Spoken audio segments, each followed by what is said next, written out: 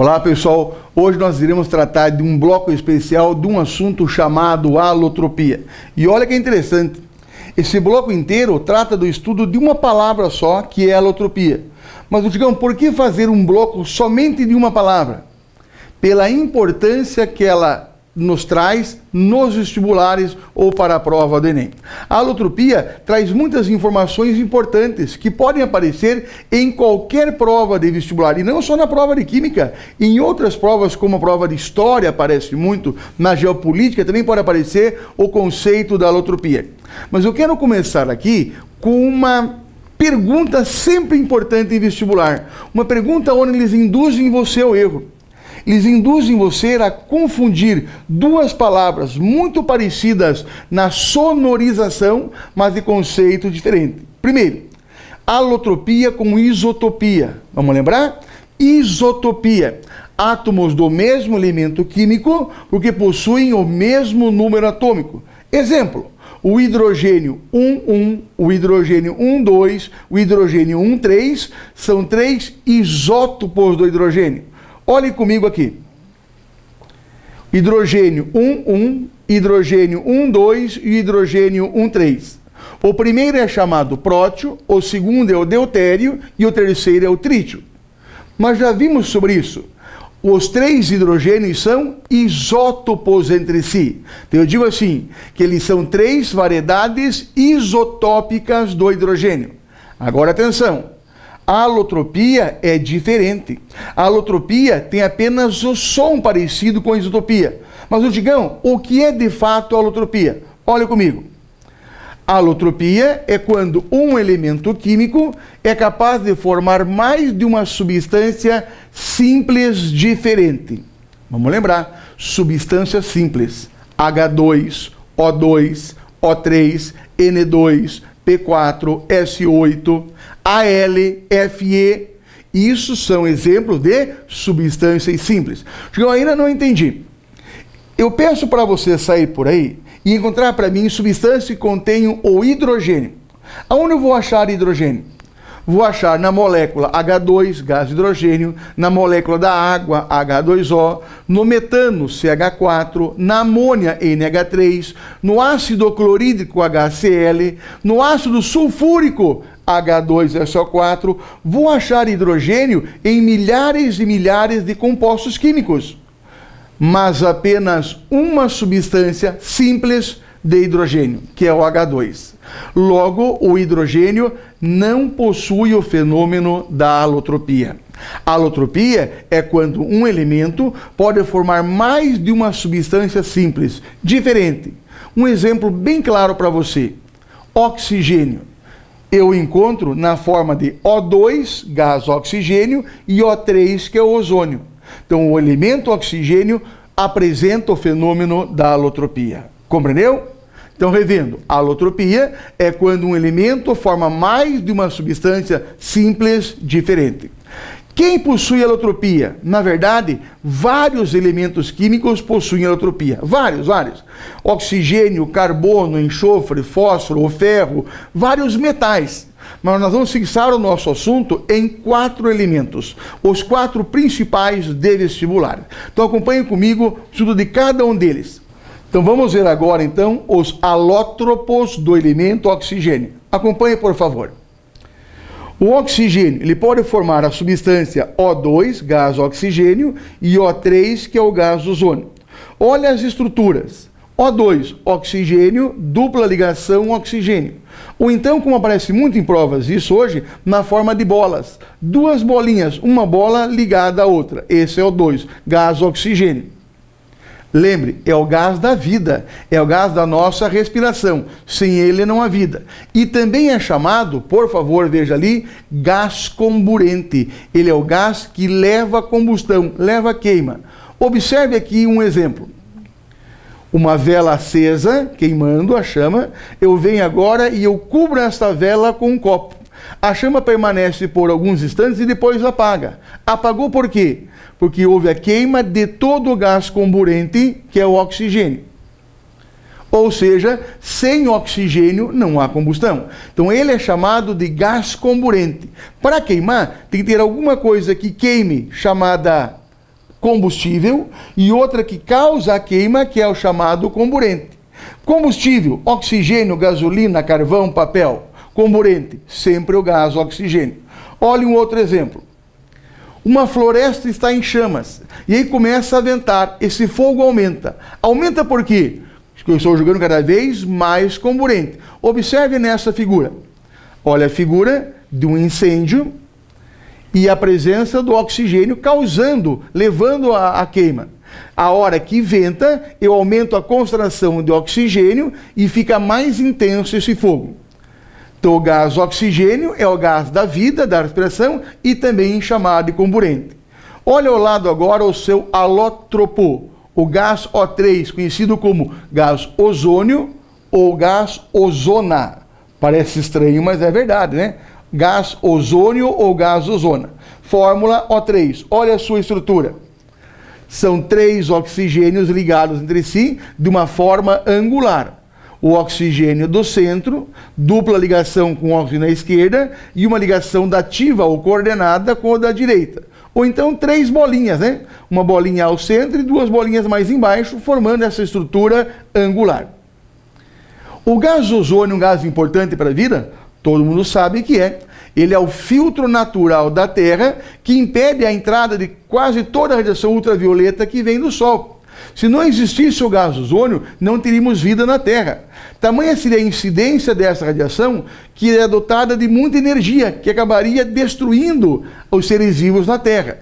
Então o ozônio, que é uma camada gasosa situada a mais ou menos 20 a 30 quilômetros de altitude da Terra, ela acaba filtrando os raios ultravioleta. Olha que interessante, ela impede que mais de 90% desses raios atinjam a Terra. Se não existisse ozônio, com certeza nós não teríamos vida na Terra. Então ele é um gás importantíssimo para a vida. Mas atenção com essa pergunta que eu já vi várias vezes na prova. Ozônio é um gás poluente? É. O ozônio é muito bom quando ele está na camada de ozônio, na atmosfera terrestre. Quando ele é produzido a baixas altitudes, ele é considerado um gás poluente. Observe comigo. O gás ozônio, ele é um gás poluente a baixas altitudes, porque ele tem uma intensa ação bactericida. O urtigão, mas se ele é bactericida, ele é louco de bom, ele mata as bactérias. Nem sempre. Nós não vivemos em simbiose com muitas delas. Bactérias da minha flora intestinal, bactérias que causam a decomposição de vários materiais. Se elas morrerem, nós temos um desequilíbrio no meio ambiente. Logo, ela é sim poluente. Mas, urtigão, dá para eu saber se o ar que eu estou respirando, que estou presente, está poluído por ozônio? Sim, é bastante fácil. Ozônio é um gás gelado e extremamente irritante. Ele arde as narinas, ele arde a garganta, arde os olhos, ele irrita, ele é um gás frio. Mas como que é formado o ozônio a baixas altitudes? Observe que a reação é bem simples. Quando o gás oxigênio O2 sofre descargas elétricas, transformando-se em ozônio O3. Para balancear, 3 de oxigênio O2, formando 2 de ozônio O3. Então, durante as descargas elétricas, nós temos a formação do ozônio. E ele é, então, um gás irritante. Eu percebo isso. Todo mundo já falou um dia assim. Nossa, urtigão, teve uma chuva muito forte, um temporal com muitos relâmpagos, e o ar já ficou mais fresquinho, já ficou mais gelado, e eu acho que eu vou engripar, já está me ardendo a garganta. Muitas vezes é a presença de muito ozônio. Dá aquela caída na temperatura, ele é um gás frio e é extremamente irritante. Então ele causa essa ardência, essa incomodação na garganta, no nariz, nos olhos. Ah, professor, eu estive essa semana passada numa grande cidade do Brasil e havia muita poluição. Os meus olhos estavam ardendo. Tinha muita fumaça, muita fuligem. Nem sempre. Às vezes eu tenho muito ozônio. O ozônio é chamado o poluente das grandes cidades. Por que será? Pensa um pouquinho. Ah, porque em São Paulo caem muitos raios. Isso é verdade, mas não apenas isso. Toda descarga elétrica na atmosfera gera ozônio. Quanto maior a cidade, maior a rede elétrica dela. Toda vez que eu for acender a luz, ligar um aparelho elétrico, eletrônico, eu tenho pequenas descargas elétricas no meio. Numa pequena cidade, isso é Pouco. Mais uma grande cidade, essas pequenas atividades vão se somando e no final eu tenho uma grande quantidade de ozônio formado. Então o ozônio é hoje um dos poluentes das grandes cidades. Lembre disso aí. Mas professor, quer dizer que, então, que o ozônio, fora ser um filtro solar, não tem mais nenhuma boa atividade? Bom uso? Claro que tem. Acompanhe comigo. O ozônio, ele forma os chamados ozonizadores de água, que nada mais são do que alguns filtros de água, onde existem aparelhos que, ao darem descarga elétrica na água, transformam o oxigênio presente naturalmente na água em ozônio. E essa água ozonizada é uma água, então, que vai ser usada para fazer a desinfecção de materiais. Por exemplo, lavanderias hospitalares usam muito água ozonizada. Hoje em dia, muitas academias de natação usam água ozonizada para combater esses micro-organismos. Então, o ozônio tem sim uma enorme aplicação prática. Cuidado, então. Então, primeiro elemento que nós vimos que apresenta alotropia, elemento oxigênio, com duas variedades alotrópicas, o gás oxigênio e o gás ozônio. Ok? Na sequência, veremos sobre o elemento carbono. Vamos ao segundo elemento que apresenta o fenômeno da alotropia. Talvez o que mais tem caído em provas de vestibulares e na prova de Enem, que é o elemento carbono. Por favor, cuidado. Na natureza, eu tenho dois tipos de substâncias puras somente com carbono. O grafite ou grafita e o diamante. Olha aqui as imagens. O carbono grafite, material cinza escuro, formado por lâminas de carbonos ligados na forma de hexágonos por carbonos do tipo sp2, ou seja, com uma ligação dupla e duas ligações simples. A principal aplicação do grafite em termos industriais é na condução da corrente elétrica. Ao lado do diamante, também somente formado por carbonos. Mas, Urtigão, se grafite e diamante têm apenas carbonos, como é que podem ser tão diferentes assim? Grafite, material escuro, quebradiço. Diamante, elemento transparente e extremamente duro, uma joia. Qual é a diferença? Se é o mesmo elemento? É a forma estrutural deles. Observe a figura do diamante. O diamante, elemento extremamente duro, o mais duro da natureza, formado por carbonos do tipo sp3, ou seja, de geometria tetraédrica, com 4 ligações simples. Então a diferença entre grafite e diamante está na sua estrutura, nas ligações entre os carbonos. Revendo, o grafite por carbonos sp2, formado por hexágonos, e o diamante por carbonos sp3 de estrutura tetraédrica. Grafite e diamante. O diamante, por ser o elemento mais duro da natureza, ele é usado como material de corte. Nenhum outro elemento risca o diamante. O ferro, o zinco, o alumínio, o chumbo não riscam o diamante, mas o diamante risca todos eles. Eu lembro dos filmes do James Bond, do 007, onde ele, com o seu anel de diamante, ele riscava o vidro, fazia um buraco e escapava daquela casa. Isso é verdade? Sim, é verdade. O diamante consegue riscar e cortar outros materiais. Ele é tão duro, que ele é usado como broca para perfuração de poços de petróleo. Aquelas camadas enormes de rocha são perfuradas utilizando brocas de diamante. Mas, além do carbono, grafite e diamante, são dois carbonos naturais, hoje em dia há outras formas de carbono. Acompanhem comigo. A forma de carbono chamada de fulereno, ou os buckballs, que foram descobertos na década de 80.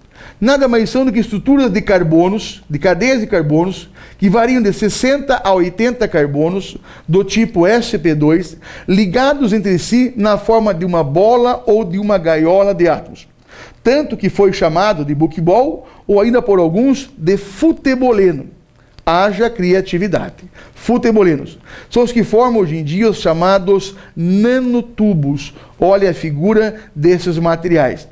A estrutura desses fulerenos, desses nanotubos, é uma estrutura geodésica. Ao lado, uma outra forma também bem moderna, são os chamados grafenos, que têm estrutura hexagonal.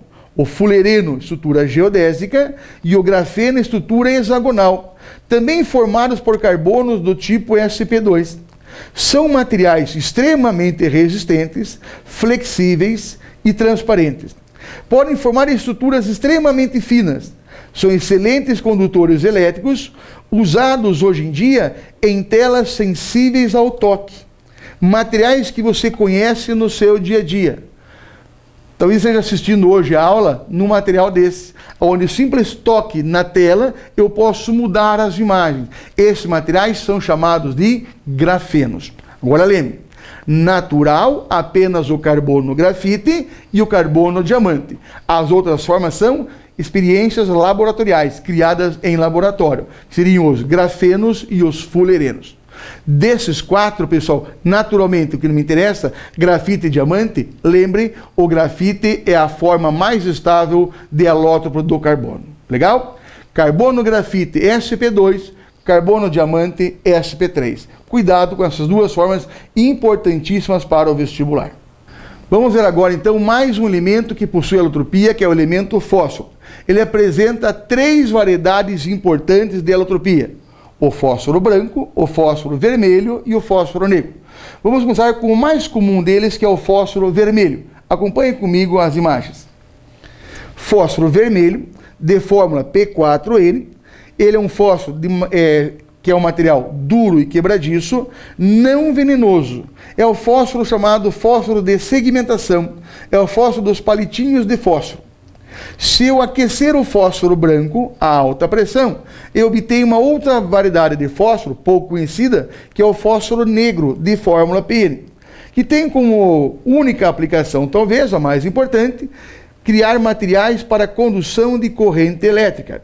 A forma do fósforo negro é a fórmula lamiar, ou seja, lâminas paralelas. Fósforo vermelho e o fósforo negro. Mas a variedade alotrópica de fósforo mais importante, sem sombra de dúvida, é o fósforo branco, de fórmula P4. Fósforo branco, extremamente tóxico, altamente venenoso.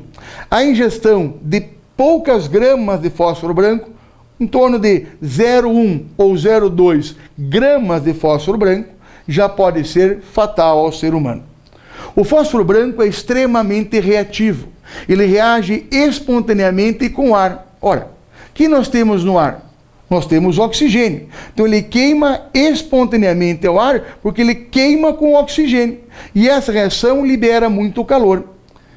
O fósforo branco tem como principal uso, infelizmente, usado como arma de guerra. É a bomba de fósforo branco.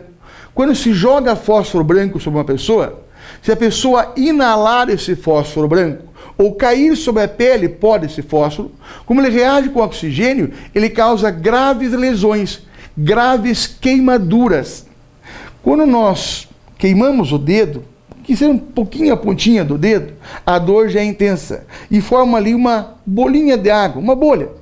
A queimadura de fósforo branco causa na pele queimaduras mais ou menos do tamanho de uma laranja. São queimaduras extremamente dolorosas.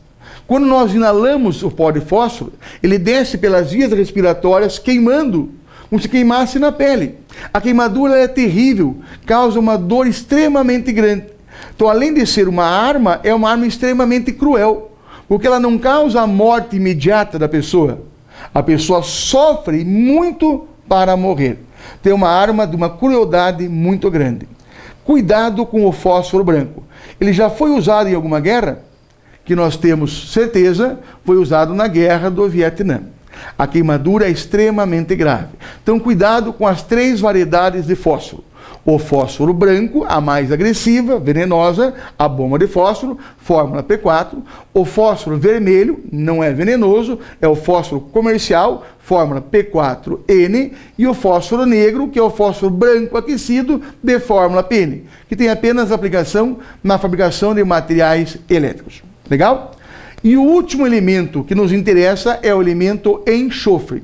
O enxofre é o que apresenta a maior variedade de alotrópicos, mais de 30 formas diferentes. Nos interessam apenas duas formas estruturais diferentes para a mesma fórmula molecular. Acompanhe comigo. O enxofre tem um enxofre chamado enxofre rômbico, de fórmula S8 ou chamado alfa, e o enxofre monoclínico também S8 ou chamado beta. Então, o rômbico ou alfa e o monoclínico ou beta. Ambos têm a mesma quantidade de átomos, 8 enxofres. A diferença é cristalina. Olhe um desenho dos cristais do enxofre rômbico, mais arredondados, mais gordinhos, diríamos assim. Já o monoclínico são cristais na forma de agulhas, mais pontiagudos.